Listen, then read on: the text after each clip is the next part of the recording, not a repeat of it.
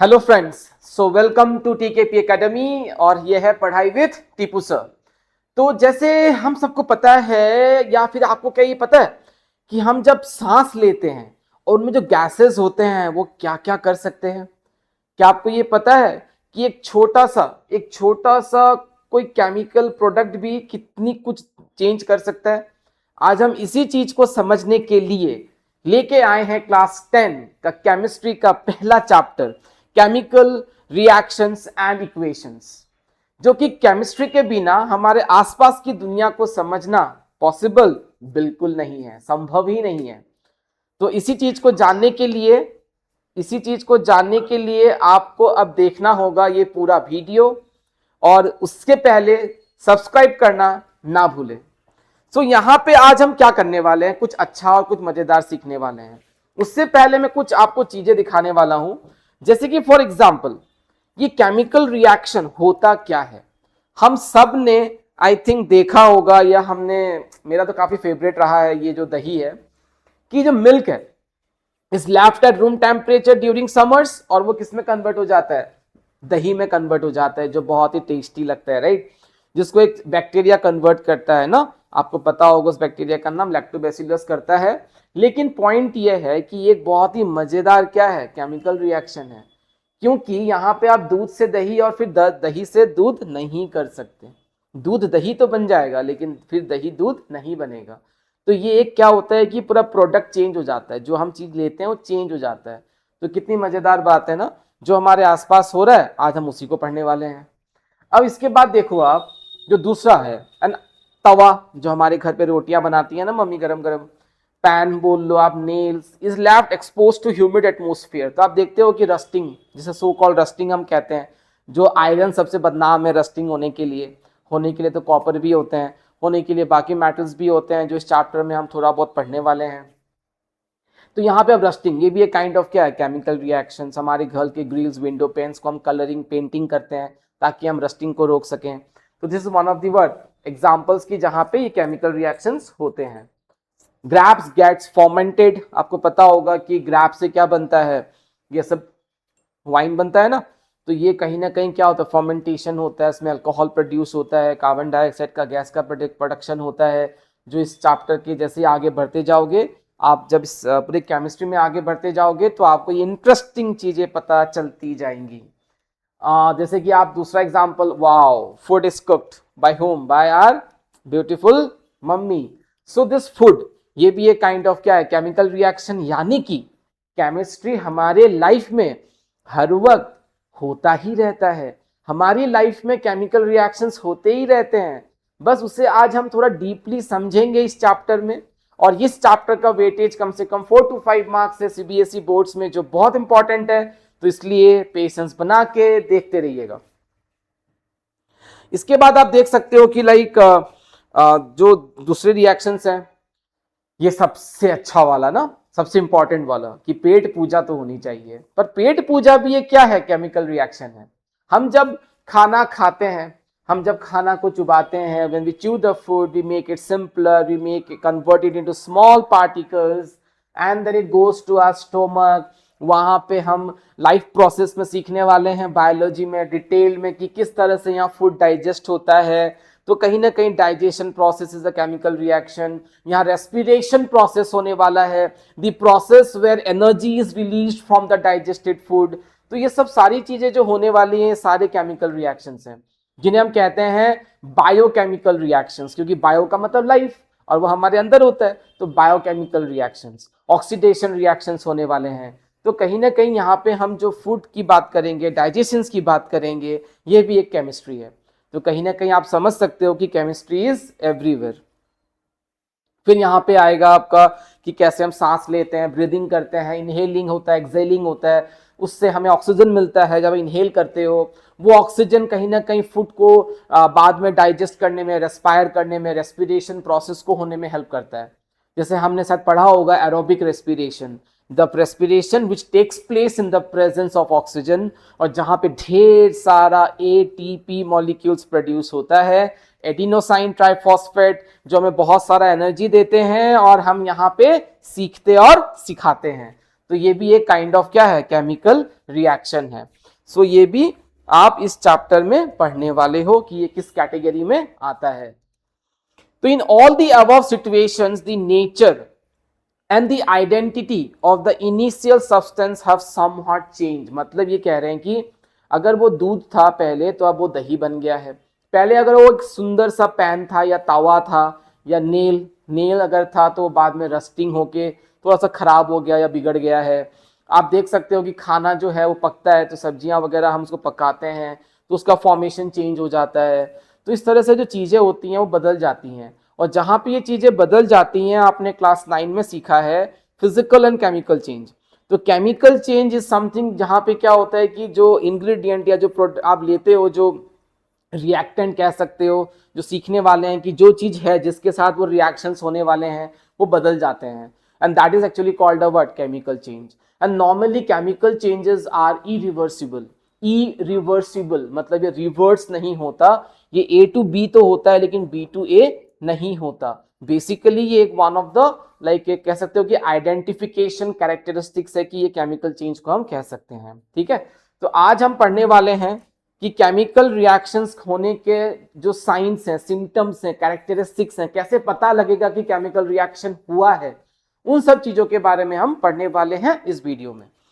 Whenever chemical change occurs, we can say that chemical reaction has taken place. यानी कि अगर हमने देखा कि milk has become curd या nail has got rusted या food is being prepared and एक अलग सा taste या अलग सा एक बन गया है, तो हम क्या कहेंगे, हम ये कहेंगे कि उसमें कुछ ना कुछ रिएक्शन हुआ है। हम ये आम जिंदगी में बोलते रहते हैं ना, रिएक्शन हो गया होगा, अरे खाना खाया था कुछ इंडाइजेशन हो गया, वो कहीं ना कहीं शायद रिएक्शन हो गया, तो वो रिएक्शन, केमिकल रिएक्शन, ये कहीं ना कहीं हमारी रोज का ही मतलब वर्ड है, बस इसको थोड़ा सा हम केमिस्ट्री के पॉइंट ऑफ व्यू से पढ़ने वाले हैं। तो देखिए सबसे जो एक्टिविटी है मैं आपको ये एनिमेटेड के तौर पे दिखा रहा हूं, पर इसी एक्टिविटी को मैंने एक्चुअली में परफॉर्म भी किया था अपने ऑफलाइन क्लास में, मैंने वीडियो भी डाला हुआ है शॉर्ट्स में, आप जरूर जाके देखना, आपको मिल जाएगा, या फिर मैं उस वीडियो के लिंक को कमेंट बॉक्स पे पिन कर दूंगा, तो आप जरूर देखना जाके। तो यहाँ पे देखो आपकी एक्टिविटी क्या है एक्चुअली, हम यहाँ पे मैग्नीशियम का एक टुकड़ा लेंगे, उसको हम फायर में लगाएंगे, उसको हम जलाएंगे, बर्न करेंगे। तो जब वो मैग्नीशियम, लेकिन एक चीज का ध्यान रखें, ये एक्सपेरिमेंट अगर कभी भी कहीं करना होता है तो आपको ग्लास पहनने होते हैं, क्योंकि इसकी जो लाइटनिंग, जो इंटेंसिटी प्रोड्यूस होती है बहुत हाई होती है, जो कि रेटिना को हैम्पर कर सकता है। तो मैं यही सजेस्ट करूंगा कि आप इसको परफॉर्म ना करें घर पे, आप वीडियोस देखें, उसी से आप समझने की कोशिश कीजिए, या फिर आप अपने टीचर्स के सामने ही ये परफॉर्म करेंगे। ठीक है, तो यहाँ पे देखो आप, यहाँ पे एग्जांपल रखा हुआ है कैसे एक हमने मैग्नीशियम का टुकड़ा लिया हुआ है, उसको हम अब क्या करने वाले हैं, बर्न करने वाले हैं। अब इसको जब बर्न करेंगे आपको क्या चाहिए, सेटअप में बंसन बर्नर चाहिए, बंसन बर्नर जिससे आप फायर प्रोड्यूस कर सको। आप होल्ड करने के लिए आपको क्या चाहिए, क्लिप चाहिए, जिससे आप एक मैग्नीशियम रिबन को लेते हो, उसके बाद उसको आप बर्न करते हो। जब आप उसको बर्न करते हो ना, आप उस वीडियो में देखना, मैं आपको पिन करने वाला हूँ, वहां पे एक ना व्हाइट कलर का बहुत ही व्हाइटिश जैसे एक इंटेंसिटी, हाई इंटेंसिटी वाला फ्लेम प्रोड्यूस होता है। ठीक है, उसका मतलब यहाँ पे देखो क्या लिखा हुआ है, burn it using a spirit lamp. Spirit चाहिए हमें उसको जलाने के लिए, बर्नर में डालते हैं उसको हम। देखो यहाँ पे formed in a watch glass as shown, अगर आप देखो तो ये जो कुछ आपको व्हाइट व्हाइट दिख रहे हैं ना, ये कहीं ना कहीं वो जलने के बाद मैग्नीशियम का एक व्हाइटिश सब्सटेंस प्रोड्यूस होगा, जिसे हम कहते हैं मैग्नीशियम ऑक्साइड। ठीक है, आप जब यहाँ पे रिएक्शन को देखोगे, मैग्नीशियम आपने लाइन में सीखा है, symbol of magnesium is Mg plus oxygen gas, यानी कि कंबशन, यानी कि बर्निंग ऑफ अ सब्सटेंस। आपको इन सब का आइडिया है बिकॉज आपने लोअर क्लास में इन सब के डेफिनेशंस और केमिकल रिएक्शंस जरूर देखे होंगे। तो यहाँ पे आपको जो प्रोडक्ट मिलेगा वो मिलेगा मैग्नीशियम ऑक्साइड। हम यहाँ पे अब एक नया टॉपिक सीखेंगे, कैसे रिएक्शंस को बैलेंस करते हैं। पहले आप एक बैलेंस रिएक्शन को ही प्रैक्टिस करते थे, पर आपको यहाँ खुद से बैलेंस करना होगा। तो अगर बैलेंस की बात करें तो हम बाद में डिस्कस करेंगे, लेकिन अगर हम बैलेंस करना चाहें तो हमें यहाँ 2-2 देना होगा। कैसे, हम सीखने वाले हैं, डोंट वरी। सो ये जो मैग्नीशियम है इसने बर्न करा और यहाँ पे मैग्नीशियम ऑक्साइड बना, ये बहुत ही हाई इंटेंसिटी फ्लेम के साथ बर्न होता है। अब ये जो व्हाइटिश वाले जो पोर्शंस हैं, इनको अगर आप एक लिटमस पेपर, आपने लिटमस पेपर का नाम सुना है या नहीं मुझे नहीं पता, लिटमस पेपर जिससे हम एसिड या बेस को हम चेक करते हैं, जो आपके आगे के चैप्टर्स में आने वाले हैं। तो लिटमस जो होता है वो चेक करने पे आपको क्या मिलता है कि ये जो मैग्नीशियम ऑक्साइड है ना, ये मेटेलिक, मैग्नीशियम एक मेटल है, तो metallic oxides are normally what, basic. ठीक है, जैसे कार्बन डाइऑक्साइड हो गया आपका, सल्फर डाइऑक्साइड, ये नॉन मेटेलिक ऑक्साइड्स हैं। कार्बन नॉन मेटल तो non metallic oxide, sulphur non metal तो नॉन मेटेलिक ऑक्साइड्स, वो एसिडिक होते हैं। तो बेसिकली अगर आप यहाँ पे देखो ये लिटमस पेपर को लेके, मैं आपको ये क्यों दिखा रहा हूँ, क्योंकि इस चैप्टर में ये रिएक्शन है, आपको मिलने वाला है एक्टिविटी के तौर पे। तो इस रिएक्शन को आप जब जज करोगे, आप लिटमस पेपर को देखोगे, तो जब रेड से वो ब्लू हो जाएगा तो आप समझ जाना कि वो क्या है, बेसिक ऑक्साइड है। ठीक है, तो कहीं ना कहीं आप इसी चीज को समझने के लिए हमने ये रिएक्शन आपको यहाँ पे दिखाया है, ताकि आप समझ सको कि किस तरह से केमिकल रिएक्शंस हो सकते हैं, किस तरह से चेंजेस आ सकते हैं।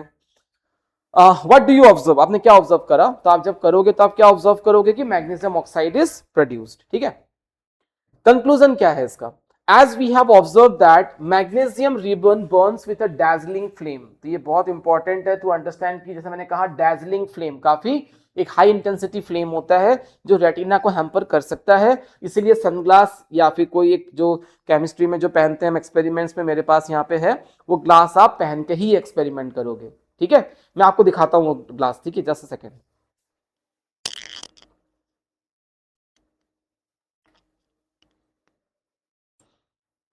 सॉरी, शायद मैंने मिसप्लेस कर दिया है, मैं आपको वो जरूर दिखाता हूँ। एक ग्लास है, नॉर्मल सा ग्लास है, आप उसको पहन के ही करना।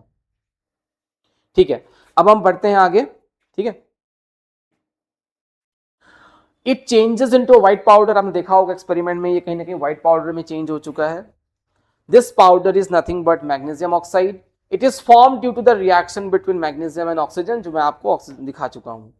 अब आप यहाँ पे एक दूसरा एक्सपेरिमेंट अगर देखना चाहो, ये भी आपके इस चैप्टर में है, इसलिए मैं ये आपको दिखा रहा हूं ताकि आपके मन में वो क्यूरियोसिटी पैदा हो कि हाँ इस चैप्टर में क्या होने वाला है। तो वीडियो को एंड तक आपको पक्का देखना है। ठीक है, यहां पे आप क्या लेने वाले हो, एक रिएक्शन है सो कॉल्ड, आप उसको डबल डिस्प्लेसमेंट रिएक्शन के नाम से जानेंगे।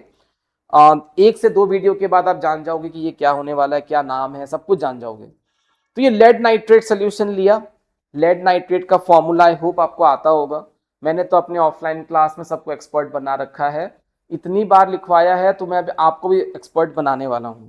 तो लेड नाइट्रेट जो है अगर वो रिएक्ट करेगा, लेड नाइट्रेट, ये है लेड नाइट्रेट का फॉर्मूला जो कलरलेस या व्हाइटिश मतलब होता है। पोटेशियम आयोडाइड, पोटेशियम आयोडाइड के साथ जब वो रिएक्ट करेगा, पोटेशियम आयोडाइड, के फॉर कैलियम ना, इसका जो सिंबल है वो कैलियम लैटिन नेम से आया है। तो यहाँ पे जो इसका रिएक्शन होगा ना, तो इस रिएक्शन में एक्चुअली क्या बनने वाला है आपको पता है, ये बनने वाला है पोटेशियम सॉरी लेड आयोडाइड। आपको शायद ये ब्लू में ब्लू नहीं दिख रहा होगा, सॉरी। तो आपको यहाँ मिलने वाला है लेड आयोडाइड। ठीक है, और आपको यहाँ मिलने वाला है पोटेशियम नाइट्रेट। ये दो चीजें आपको मिलने वाली हैं। मैं बैलेंसिंग में अभी इतना फोकस नहीं कर रहा हूं, जब हम करेंगे तब हम सीख लेंगे। तो ये जो पोटेशियम आयोडाइड है ना, ये येलो कलर का एक प्रेसिपिटेट है, एक इनसोल्यूबल सब्सटेंस आपको मिलेगा। आप थोड़ा एनिमेटेड में देखो कैसे होता है।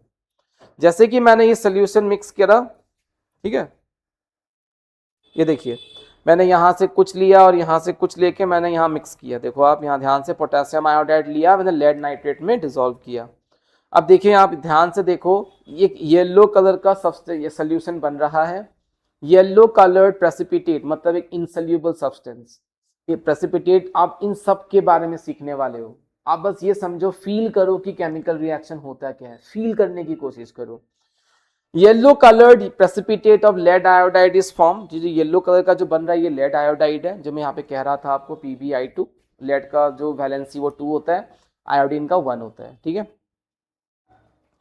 तो यही जो कमाल है रिएक्शन का। अगर आप देखो यहाँ पे कॉनिकल फ्लास्क में अगर आप लेते हो कुछ जिंक के ग्रैन्यूल्स टुकड़े लेते हो, आप सल्फ्यूरिक एसिड अगर उसमें डालते हो तो क्या बनेगा, जिंक सल्फेट का बनेगा सोल्यूशन।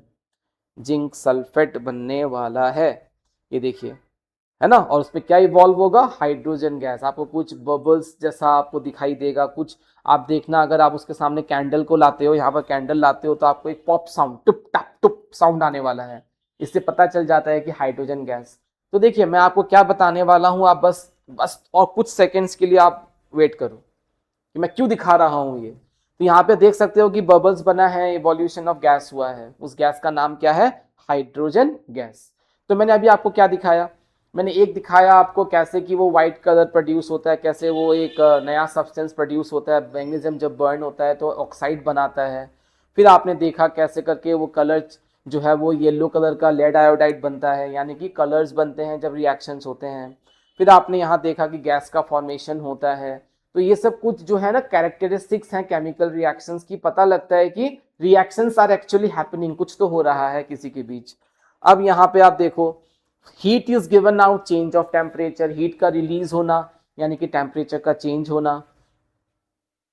चेंज ऑफ स्टेट मतलब कहीं ना कहीं वो अगर मान लीजिए लिक्विड था तो सॉलिड बन गया, सॉलिड था तो वो लिक्विड बन गया। तो इस तरह से जो स्टेट चेंज होता है वो भी कहीं ना कहीं एक कैरेक्टरिस्टिक्स है।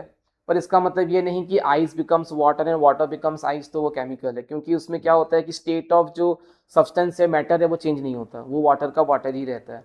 इन दैट केस वो कहीं नहीं होता, वो चेंज ऑफ स्टेट बिल्कुल हम ये नहीं कह रहे हैं कि केमिकल, पर one of the characteristics of chemical reaction. तो अब आप देखो from the above three activities, जो मैं आपको कहने वाला था कि क्या सीख रहे हो आप, कि सर क्या दिखा रहे हैं आप, चैप्टर तो शुरू ही हुआ है और आपने रिएक्शंस दिखा दिए, क्यों दिखाया? देखो from the above three activities we can say that any one of the following observations, कुछ भी इसमें से एक ऑब्जर्वेशन भी अगर होता है, दैट हेल्प्स टू डिटरमाइन, वो हमें हेल्प करता है to determine whether a chemical reaction has taken place. तो ये बहुत इंपॉर्टेंट है कि इसमें से कुछ भी एक, जरूरी नहीं है कि सारी चीजें एक साथ ही होंगी कि गैस बनेगा, कलर चेंज होगा, टेम्परेचर चेंज होगा, ये हर चीज में नहीं होता, हर जगह सेम चीजें बात नहीं होती हैं, अलग अलग हो सकते हैं, कंबाइनिंग दो तीन चीजें भी हो सकती हैं। पर ये कहीं ना कहीं हमें बताता है कि हाँ ये केमिकल रिएक्शन होने जा रहा है या हो रहा है। तो जो पहला पॉइंट है, आप इस पॉइंट को कैसे याद रखोगे, लाइक कि characteristics of chemical reactions, how you and me will know that chemical reaction has taken place. ठीक है, हम डेली लाइफ में दे तो देखते हैं कि हाँ चलो सब्जी बना रही है मम्मी तो चलो केमिकल चेंज हो रहा है, आयरन का रस्टिंग हो रहा है तो केमिकल चेंज हो रहा है।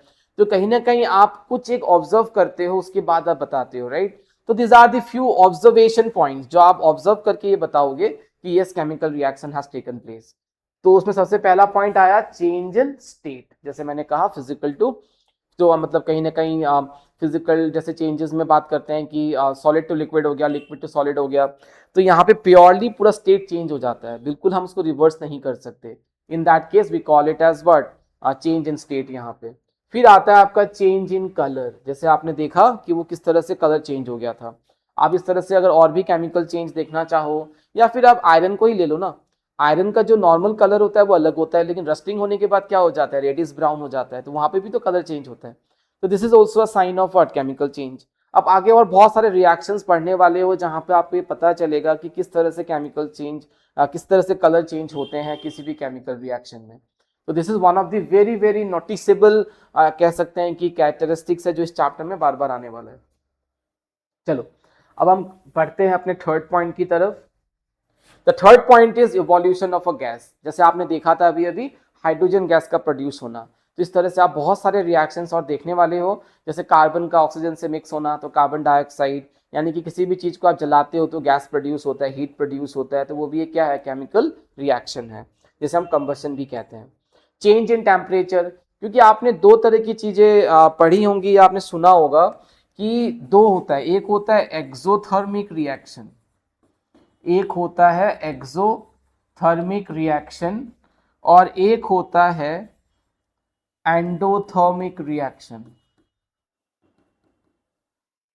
तो ये दो तरह के रिएक्शंस होते हैं जो लाइक ये बताते हैं कि अगर एक्सोथर्मिक है तो हीट इसमें रिलीज होता है, हीट इज इवॉल्व, इसमें हीट प्रोड्यूस होता है। ठीक है, इसमें क्या होता है, हीट प्रोड्यूस होता है, इवॉल्व होता है। और अगर आप एंडोथर्मिक की बात करें, एंडोथर्मिक में हीट एब्जॉर्ब होता है।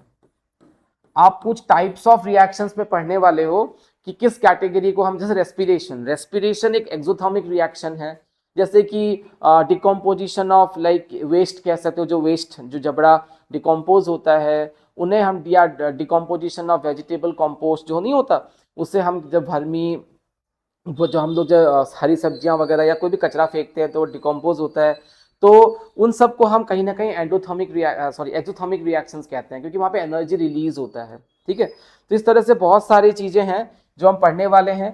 तो चेंज इन टेम्परेचर में क्या होता है कि एक्सोथर्मिक और एंडोथर्मिक रिएक्शंस की बात करते हैं। तो this are also what characteristics की टेम्परेचर अगर चेंज होता है तो वो एक केमिकल रिएक्शन कहलाता है। ठीक है, okay fine. So moving on to the next topic. अब हम पढ़ते हैं दूसरे पॉइंट की तरफ कि वो दूसरा पॉइंट क्या हो सकता है जिससे पता चले केमिकल रिएक्शन हो रहा है, that is formation of precipitate. Precipitate is nothing but an insoluble substance, एक इनसल्यूबल सब्सटेंस है जो एंड पे आप कह सकते हो कि डिपॉजिट हो जाता है उस कंटेनर या वेसल पे जिसपे वो केमिकल रिएक्शन हो रहा है। तो this is a kind of की इनसल्यूबल सब्सटेंस। आपको प्रेसिपिटेशन रिएक्शन का एग्जांपल और टाइप्स मिलने वाला है जो हम इससे शायद नेक्स्ट वीडियो में जब हम टाइप्स ऑफ केमिकल रिएक्शंस पढ़ेंगे तब हम इसको करने वाले हैं। तो this are the few points which can be remembered as the characteristics of what chemical reactions. इन सब के पॉइंट्स अगर आप इन सब में से कुछ भी अगर आपको दिखता है होते हुए लैब में, आप जब कुछ कर रहे होते हो या आप डेली लाइफ में ऑब्जर्व कर रहे होते हो, तो यू कैन से कि yes chemical reaction is taking place and this is what we are going to learn in this chapter. Fine, so I hope अभी तक आपको समझ आया है, और अगर समझ आया है तो सब्सक्राइब करना मत भूलिएगा और एक लाइक बटन जरूर दीजिएगा जिससे ये वीडियो और भी बच्चों तक पहुंचे और सबको बेनिफिट करे। So okay fine, so moving on to the next, जो हमारा नेक्स्ट मॉड्यूल है वो ये बता रहा है कि थोड़ा सा लाइंस आ रहे हैं उसको अवॉइड कीजिएगा, होपफुली मैं आगे के वीडियोस में इसको हटा सकूं। कुछ रिएक्शंस आपने पढ़े होंगे जब आप बचपन में छोटे छोटे थे, इससे भी और छोटे थे। आपने सब्लिमेशन पढ़ा होगा, आपने डिपोजिशन पढ़ा होगा। सब्लिमेशन ना जैसे कि वो डायरेक्टली सॉलिड से गैस में कन्वर्ट हो जाता है, जैसे कैम्फर हो गया, नैप्थलीन बॉल्स जो हो जाए वो डायरेक्टली क्या होता है सॉलिड से गैस में कन्वर्ट हो जाता है। देन कंडेंसेशन आपने पढ़ा होगा ना कि आप किसी भी अगर पानी गर्म कर रहे होते हो, अगर आपने उसको लीड से ढक दिया है तो उसमें क्या ड्रॉपलेट्स ऑफ वाटर्स मिलते हैं, that is called condensation. Evaporation you all know ना कि आप कपड़ा सुखाते हो तो पानी क्या होता है उड़ जाता है, इवापोरेट होता है। मेल्टिंग भी ऑल नो, आइस से वाटर होना या किसी भी चीज़ का मेल्ट होना। फिर आप फ्रीजिंग देखते हो, आप गर्मियों में, अब गर्मियों का सीजन आने वाला है तो डेफिनेटली आपके घर पे तो अब आइसक्रीम बनने वाला है या जो क्यूब आइस क्यूब जो बनने वाले हैं तो वो कहीं ना कहीं फ्रीजिंग का एग्जाम्पल है। तो ये सारे क्या कंसिडर होते हैं कि कहीं ना कहीं केमिकल चेंज में आते हैं, क्योंकि केमिकल रिएक्शंस एंड इक्वेशंस में ही इन सब चीज़ों को गिना जाता है। चेंज इन स्टेट, क्योंकि यहाँ पे स्टेट का चेंज होना होता है। चेंज इन कलर है ना, जो मैं आपको बता चुका हूँ। Evolution of a gas, gas का प्रोड्यूस होना। फिर अगर आप देखो चेंज इन टेम्परेचर, टेम्परेचर कभी बढ़ता और कभी कम होता है, accordingly it is called exothermic और एंडोथर्मिक रिएक्शंस।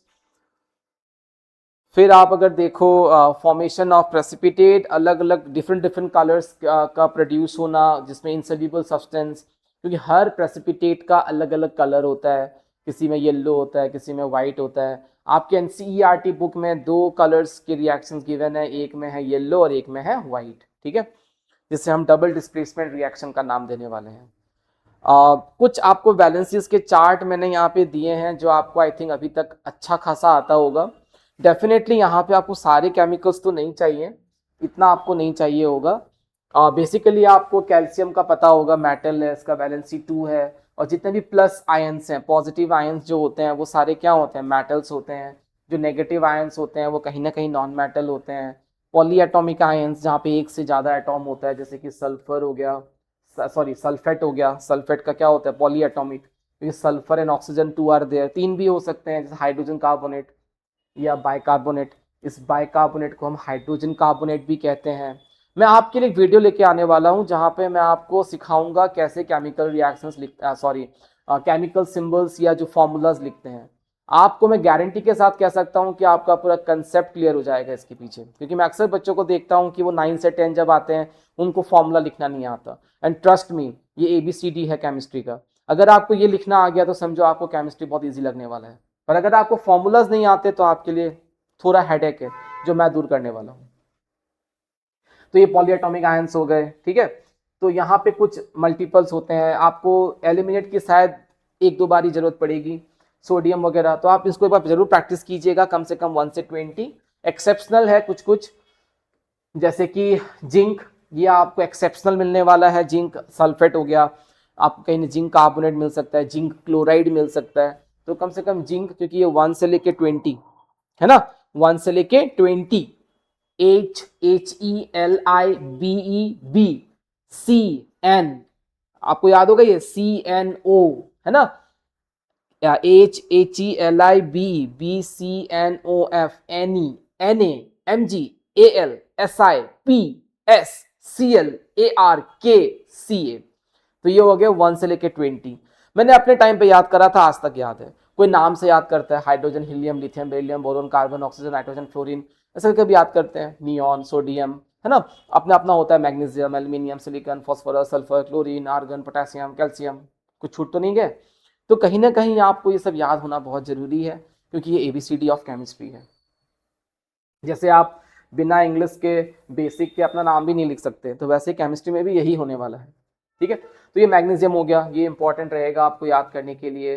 बेरियम सल्फेट आपको मिलने वाला है, बेरियम क्लोराइड का फॉर्मूला मिलने वाला है, तो this is important.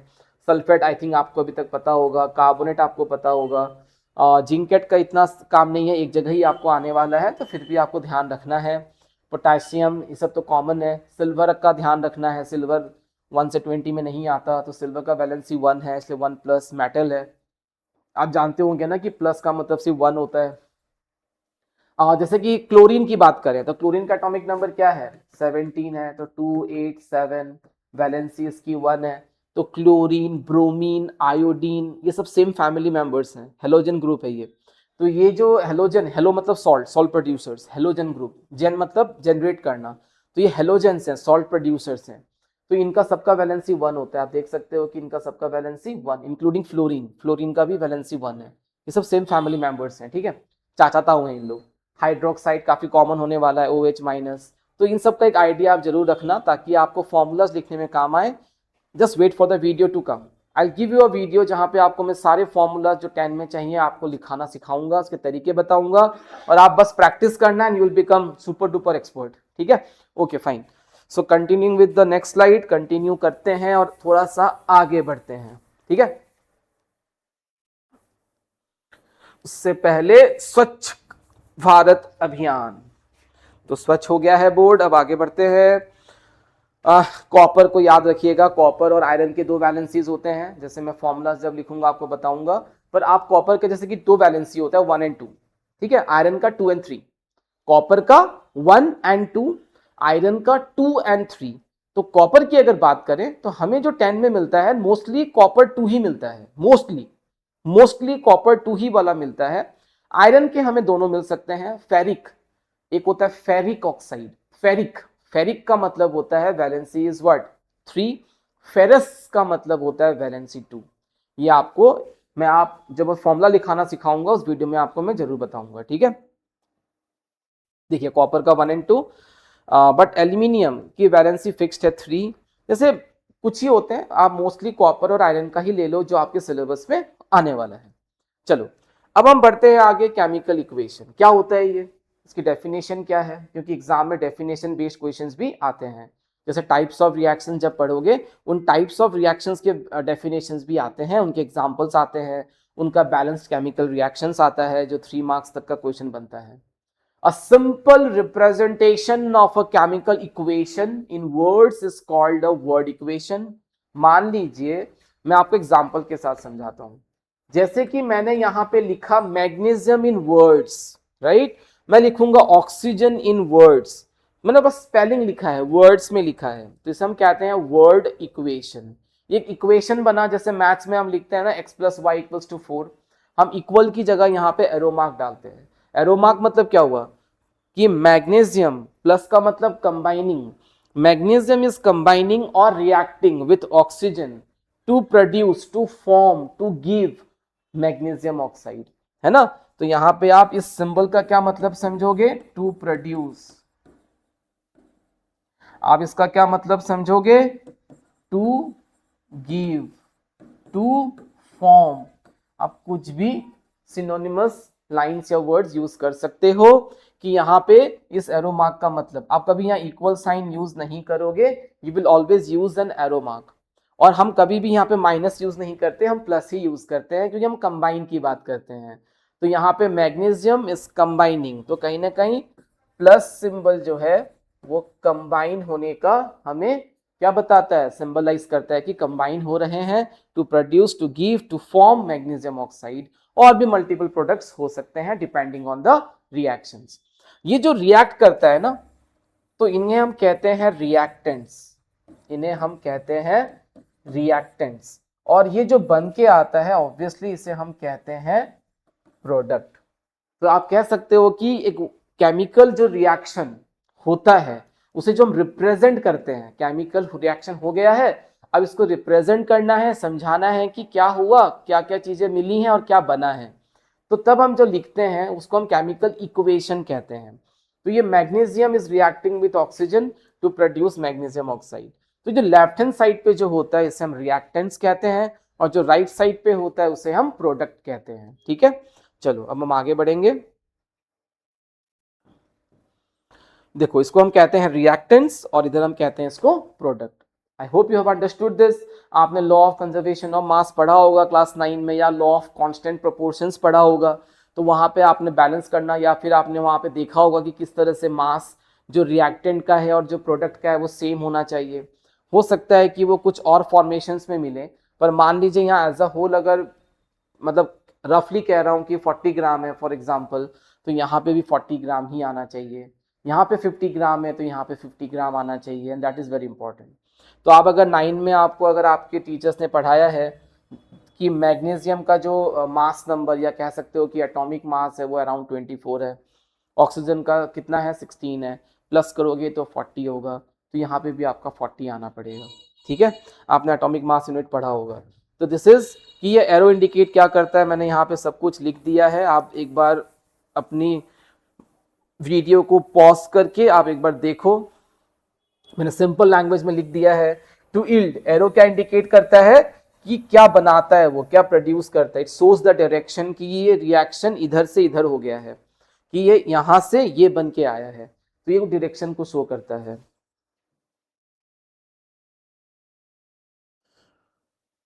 Chemical equation जैसे मैंने कहा एक शॉर्ट हैंड फॉर्म है फॉर अ केमिकल चेंज। हम किस तरह से इस केमिकल चेंज को रिप्रेजेंट करेंगे इसके बारे में यहाँ पे दिखाया जाता है। और हम नॉर्मली वर्ड्स कम ही यूज करते हैं और सिंबल्स पे ज्यादा जाते हैं, इसलिए मैंने आपको बार बार कहा है कि मैं उस आप सिंबल्स को, वैलेंसीज को, मास नंबर को जान लीजिए।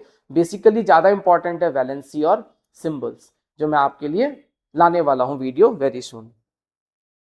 Magnesium plus oxygen, magnesium oxide, जैसे कि रिएक्टेंट प्रोडक्ट की बात हो चुकी है।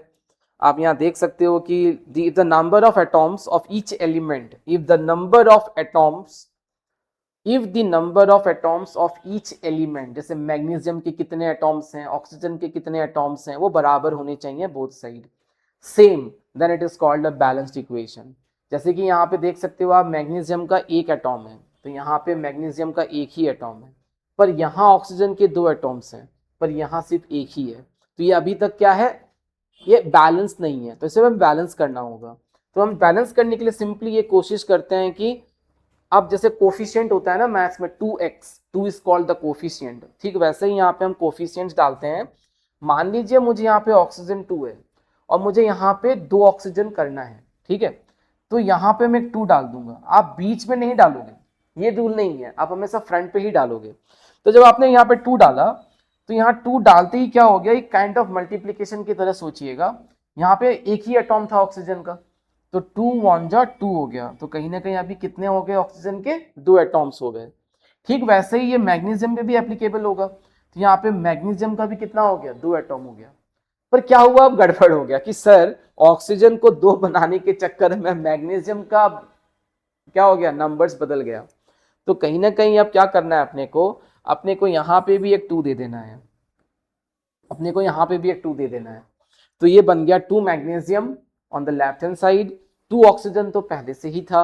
अब यहाँ पे भी अगर आप देखो तो 2 मैग्नीशियम और 2 ऑक्सीजन, मतलब ये एक बैलेंस्ड केमिकल इक्वेशन है।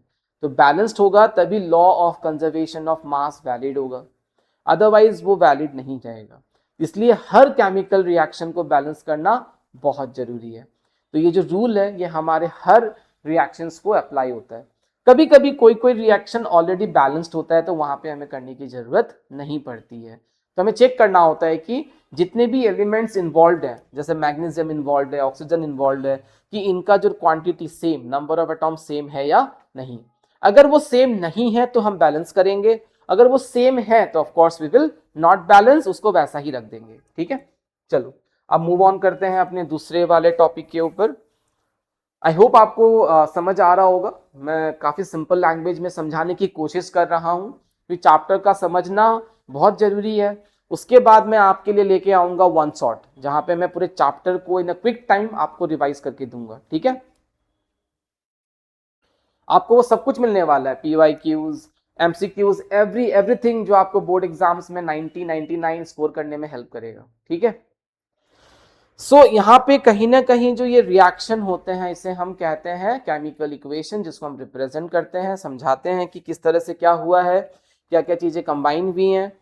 अब यहाँ पे कैसे लिखा जाता है उसके बारे में गिवन है। आप एक चीज का ध्यान रखना फॉर क्लास 10 या 11 कहीं पे भी, जैसे मैग्नीशियम एक सॉलिड सब्सटेंस है तो ब्रैकेट में लिखा जाता है S। यहाँ देख सकते हो आप ब्रैकेट में क्या लिखा हुआ है, S लिखा हुआ है। जैसे कि मैग्नीशियम और ब्रैकेट में S लिखते हैं। ऑक्सीजन क्या है, लिक्विड है, गैस है, क्या है, ये गैस है, तो हम G लिखते हैं। जब ये मैग्नीशियम ऑक्साइड बन के निकलता है, आपने देखा होगा बर्न करते हुए, तो वो एक सॉलिड सब्सटेंस टुकड़े टुकड़ों में क्या हो रहा था, गिर पड़ रहा था, राइट, कलेक्ट हो रहा था, तो वो कहीं ना कहीं सॉलिड था। तो यहाँ पे मैग्नीशियम ऑक्साइड के ब्रैकेट में भी हम क्या लिखने वाले हैं, सॉलिड लिखने वाले हैं। तो ये जो फिजिकल स्टेट है, ये फिजिकल स्टेट लिखना इतना जरूरी नहीं है। आप लिखो तो आपके लिए ठीक है, कोई बात नहीं, आपने लिखा अच्छी बात है, पर आपको इसमें इतना ध्यान नहीं देना है, क्योंकि ये इतना इंपॉर्टेंट नहीं है हमारे क्लास 10 के लिए। जानना जरूरी है डेफिनेटली, आपको ये आना चाहिए कि ये सॉलिड है, लिक्विड है, वो आपको कुछ आइडिया भी हो जाता है, लेकिन फिर भी ये लिखना इतना जरूरी नहीं है, बिल्कुल है ही नहीं। आप नहीं लिखोगे तो कोई प्रॉब्लम नहीं होने वाला, कोई मार्क्स नहीं कटने वाला, कोई कुछ नहीं बोलने वाला। ठीक है, पर अगर आप लिखते हो तो अच्छा ही है, एक एडिशनल एडवांटेज मिलेगा, लेकिन अदरवाइज आपको नहीं चाहिए। ठीक है, एडवांटेज का मतलब हो गया कि आपको सीखने का मौका मिलेगा, अदरवाइज आपको इसकी जरूरत नहीं पड़ने वाली है। ठीक है, so moving on to the next.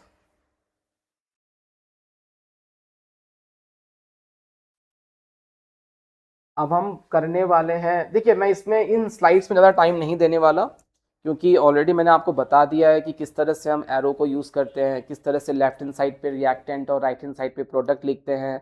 Arrow ना कि बस ये बताता है टू प्रोड्यूस, बट वो डायरेक्शन भी दिखाता है कि रिएक्टेंट से वो क्या बना है, प्रोडक्ट बना है। हमने जैसे बात करी थी कि केमिकल चेंज नॉर्मली क्या होते हैं, रिवर्सिबल सॉरी इरिवर्सिबल होते हैं, रिवर्स नहीं होता, वो डायरेक्शन एक सिंगल, वो कहीं ना कहीं मल्टी डायरेक्शन, मतलब ऐसा नहीं होता, वो एक ही डायरेक्शन पे जाता है, यानी कि वो फिर से घूम के नहीं आता। लेकिन कुछ ऐसे रिएक्शंस होते हैं एक्सेप्शनली जो रिवर्सिबल भी होते हैं, आप आगे के चैप्टर्स में पढ़ने भी वाले हो, रिवर्सिबल होते हैं, लेकिन वो क्लास 10 में काफी रेयर एग्जांपल है, एक या दो ही एग्जांपल आपको मिलने वाला है। ठीक है, तो रिवर्सिबल का जो सिंबल है वो कुछ इस तरह से यूज होता है, ऐसे हाफ और ऐसे। ये सिंबल एक्चुअली यूज होता है जब वो एक रिवर्सिबल रिएक्शन होता है, मतलब आप ए से बी जा सकते हो तो आप बी से ए भी आ सकते हो, तो ये कहीं ना कहीं एक रिवर्सिबल रिएक्शन में काउंट होता है। पर अगर वो इरिवर्सिबल है, जो मोस्टली 90% 99% रिएक्शंस रिवर्सिबल लाइक नहीं होते हैं, तो कहीं ना कहीं वो इस तरह से सिंगल डायरेक्शन पे ही दिखाया जाता है। ठीक है, जो आपको क्लास 10 में तो तंग करेगा नहीं। ठीक है, तो डोंट वरी फॉर नाउ, और जब तक हम 11 पहुंचेंगे हम एक्सपर्ट हो ही जाएंगे, तो कोई दिक्कत तो वैसे भी नहीं होने वाली। तो कंडीशंस मेंशन, जो कंडीशंस होते हैं, जैसे कि कंडीशंस का मतलब क्या हुआ, जैसे मैंने मैग्नीशियम को ऑक्सीजन के साथ बर्न करा था, तो इस तरह से हम बहुत सारे रिएक्शंस में कुछ एक्सटर्नली कुछ एनर्जी या कुछ चीजें सप्लाई करते हैं। आपने कैटलिस्ट का नाम सुना होगा, जो रिएक्शंस को फास्ट करता है, उसकी एफिशिएंसी को बढ़ाता है without taking part in the reaction. Catalyst what can increase the efficiency और the speed of the reactions but without taking part, मतलब उनका प्रोडक्ट पे कोई डायरेक्ट रोल नहीं होता, इन्वॉल्वमेंट नहीं होता। तो कुछ जैसे हीट, हम हीट सप्लाई करते हैं, हम सनलाइट सप्लाई करते हैं, हम इलेक्ट्रिसिटी सप्लाई करते हैं, तो इन सबको हम कैसे लिखें, जैसे फोटोसिंथेसिस होता है with the supply of sunlight, तो हम कैसे लिखते हैं, हम उस एरो मार्क के ऊपर लिखते हैं। और ये जो डेल सिंबल है, ये जो सिंबल है, ये हीट को नॉट सिंबलाइज करता है। आप स्पेलिंग में HEAT हीट भी लिख सकते हो, नो इश्यूज। अदरवाइज आप ये कैपिटल डेल सिंबल यूज कर सकते हो, जिससे ये पता लग जाता है कि आपने हीट सप्लाई किया था। अगर मान लीजिए आप फोटोसिंथेसिस रिएक्शन की बात करें, जैसे कि उसमें कार्बन डाइऑक्साइड वाटर, राइट, क्या होता है, सनलाइट के प्रेजेंस पे होता है, तो हम यहाँ नहीं लिखते सनलाइट और क्लोरोफिल लिखते हैं, कि वो ग्लूकोज बनता है ना, C6H12O6 प्लस ऑक्सीजन बनता है प्लस वाटर बनता है। तो जो रिएक्शंस में जो हम लिखते हैं ये एरो मार्क के ऊपर या नीचे लिखा जाता है। इससे ये पता चलता है कि इस कंडीशन या इस सप्लाई की वजह से ये रिएक्शन हुआ है, और हमें ये पूरे रिएक्शन का आइडिया होता है इस तरह से इक्वेशन से। ठीक है, तो इक्वेशन का इसलिए नॉलेज होना बहुत ही इंपॉर्टेंट है। इसलिए मैं बहुत पेशेंस के साथ समझा रहा हूं, हड़बड़ी नहीं दिखा रहा हूं कि आपको झटाक से समझा के निकाल दूं। कहीं पे भी अगर आपको दिक्कत आती है तो आप मुझे प्लीज बताना, कमेंट बॉक्स पे आप डालना कि आपको कौन से टॉपिक में और डिटेल चाहिए। ठीक है, जितनी जरूरत पड़ेगी उतना मैं पक्का आपको बता दूंगा, so don't worry for that. Okay sign, चलो अब हम बढ़ते हैं आगे, देखते हैं इसके बाद क्या मिलने वाला है। अच्छा लग रहा है ना ये, है ना? चलो इसमें उठ जाऊं मैं, हाँ चलो। बैलेंसिंग, हम बैलेंसिंग को थोड़ा सीखने वाले हैं। ठीक है, बैलेंसिंग कैसे करेंगे, तो जैसे हमने बार बार बात करी है, क्लास 9 में भी आपने सीखा है कि what is law of conservation of mass. Conserve करना, मास का कंजर्व रहना, सेम रहना, जो पहले था वो अभी भी है। तो कहीं ना कहीं मतलब इसको हम डिस्ट्रॉय नहीं कर रहे या क्रिएट नहीं कर रहे। डिस्ट्रॉय करेंगे तो 5 ग्राम विल बिकम 4 ग्राम और मे बी 3 ग्राम और समथिंग लाइक दैट, और अगर हम क्रिएट करेंगे तो 5 ग्राम विल बिकम 5.1 और 6 ग्राम, फिर तो मजा ही आ जाता। हम चावल लाते 1 किलो, बना देते उसको 2 किलो, हम चावल आटा लाते 1 किलो, बना देते उसको 2 किलो, है ना? सब्जियां लाते 1 केजी, बना देते उसको हम 2 केजी। तो ऐसा तो होता नहीं है। तो कहीं ना कहीं हम ये देख समझ सकते हैं कि मास can neither be created and not be destroyed, that is the total mass of the elements, total mass of the elements present in the reactants is equal to the mass of the product। इस law का ये मतलब है, यानी कि आप इसको और एक तरीके से कह सकते हैं कि जो भी नंबर ऑफ एटॉम्स हैं ऑफ एलिमेंट्स, जो कि नंबर ऑफ एटॉम्स हैं, ये रिएक्टेंट है, जो भी नंबर ऑफ एटॉम्स हैं of elements, number of atoms of elements will be equal to number of atoms of product।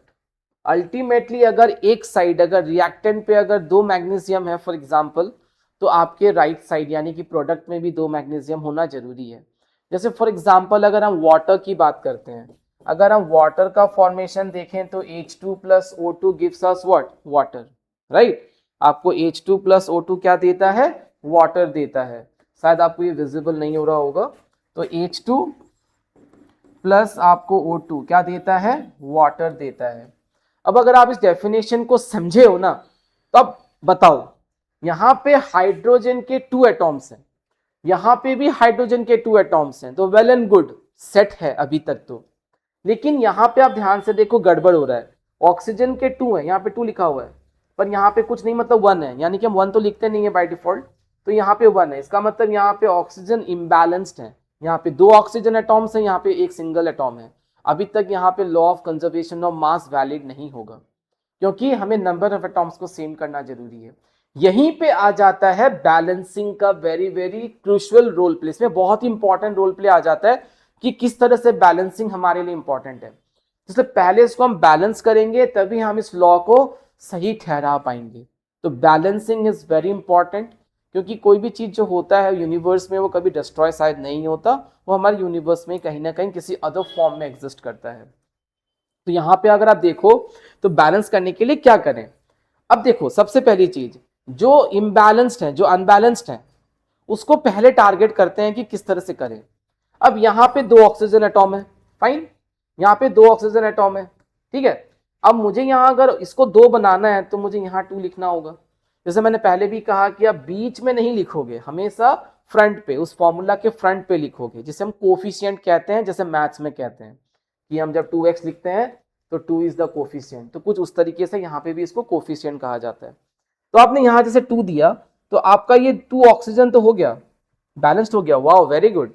कि यहाँ पे 2 ऑक्सीजन, यहाँ पे भी 2 ऑक्सीजन एटॉम, बैलेंस अभी तक। लेकिन सर फिर से वही बात कि जैसे ही मैंने यहाँ 2 दिया तो आपका यहाँ पे हाइड्रोजन बिगड़ रहा है, 2 2 4, पर यहाँ तो सिर्फ 2 ही है। तब क्या करोगे, समझ आ गया होगा आपको, यहाँ पे आप 2 डाल दोगे, तो ये 2 2 4 हाइड्रोजन, 2 2 4 हाइड्रोजन, 2 ऑक्सीजन ऑलरेडी था, यहाँ पे 2 ऑक्सीजन, अब ये बैलेंस्ड है। अब यहाँ पे जो कंजर्वेशन ऑफ मास है वो वैलिड है। कैसे देखते हैं, हाइड्रोजन का जो एटॉमिक मास है वो 1 है, ठीक है, ऑक्सीजन का 16 है, तो देखते हैं बोथ साइड सेम है कि नहीं। यहाँ पे 2 2 how many atoms, 4 hydrogen atoms, तो ईच एटॉम हैज 1 ग्राम या 1 यू लिखते हैं ना, unified mass related to class 9 unified mass atomic mass unit, तो मैं ग्राम लिख के चलता हूं ताकि समझने में आसानी हो। तो 4 हाइड्रोजन का हो गया 4 into 1 gram, that is 4 gram. 2 oxygen atoms हैं, तो 2 इंटू 16 कितना हो गया, 32, तो 32 plus 34 is how much, 36 gram. Fine, अब देखते हैं other side, of course same होने वाला है, 2 2 4, तो 4 इंटू 1 ग्राम, ओनली 1 ऑक्सीजन, नो, आप मल्टीप्लाई करो, 2 ऑक्सीजन, ध्यान रखिएगा हमने 2 डाला है यहाँ पे, 2 ऑक्सीजन, तो 2 इंटू 16 अगेन 32, तो आपका 32 प्लस 32 प्लस 4 इज 36 ग्राम। तो आपने देखा बोथ साइड कैसे मास सेम था, बोथ साइड कैसे number of atoms of elements same था। तो यहाँ पे आपको बहुत इंपॉर्टेंट है इस चीज को समझना कि यहाँ पे लॉ ऑफ कंजर्वेशन ऑफ मास तभी वैलिड है जब आप बैलेंस करोगे, और वही हम आज अभी डिटेल में सीखेंगे, ठीक है। आई होप आपको इसका जो इंपॉर्टेंस है वो समझ आ गया होगा कि किस तरह से ये इंपॉर्टेंट है, किस तरह से आपने ये मास पढ़ा था, कंजर्वेशन ऑफ मास, और किस तरह से अब रिएक्शंस को बैलेंस करना सीखोगे। अब एक बात सुनो मेरी, अगर आज आपको मैं ये कहता हूं कैल्शियम कार्बोनेट लिखो, अगर आपको फॉर्मूला ही नहीं पता, आप सोच रहे हो, तो कहीं ना कहीं आपको क्या लगेगा, केमिस्ट्री समझ नहीं आ रहा, मजा नहीं आ रहा है, क्या पढ़ा रहे हैं सर, क्या पढ़ा रहे हैं हम, क्या बोल रहे हो आप।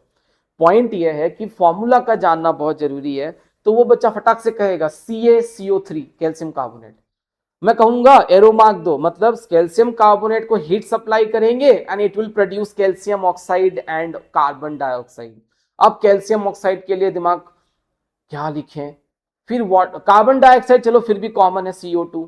तो इस तरह से केमिकल अगर आप फॉर्मूलाज में एक्सपर्टीज कर लेते हो फिर तो समझ ही गए होंगे, चुटकियों वाला खेल है। तो हम आगे के वीडियोस में ये सीखेंगे किस तरह से फॉर्मूला लिखेंगे, आपके लिए मैं एक क्विक वीडियो बना दूंगा जिससे आपको ये सीखने को मौका मिलेगा, फिर से आपको कैसे याद रखना है, आप प्रैक्टिस करना, मैं आपको प्रैक्टिस सीट्स भी डाल दूंगा डिस्क्रिप्शन मोड में उस वीडियो के, पर आप जरूर देखना। उससे पहले आपको क्या करना है, शेयर एंड सब्सक्राइब, वो बहुत जरूरी है, ठीक है, उसके बिना कुछ नहीं होने वाला। So this is what we are going to learn and we are learning here about chemical reactions and equations। तो मैं इस वीडियो को बहुत लंबा ना करके, ठीक है, इस वीडियो को मैं बहुत लंबा ना करके मैं इस वीडियो को यहीं पे शॉर्ट डाउन कट डाउन करने की कोशिश कर रहा हूं, क्योंकि मैं चाहता हूं कि आपके पास कम कम टाइम में ज़्यादा नॉलेज आए। तो आप इस वीडियो को देखो और समझो अभी तक मैंने क्या बताया, किस तरह से केमिकल रिएक्शंस होते हैं, किस तरह से वो रिप्रेजेंट किए जाते हैं, किस तरह से वो पता चलता है कि reactions are taking place, characteristics हमने पढ़ा, हमने देखा, यहाँ पे कुछ एग्जाम्पल्स भी मैंने लिया। तो आई होप आपको ये अच्छा लगा हो, और अगर समझ में आया और हेल्पफुल लगा हो तो जरूर जरूर सब्सक्राइब कीजिएगा और अपने दोस्तों के साथ शेयर कीजिएगा। So this is what Tipu sir here signing out for today, and we will see the balancing of chemical reactions in the next video, but also I'll come up with chemical formula का video, ठीक है। Thank you, bye bye, take care, subscribe करना ना भूलें।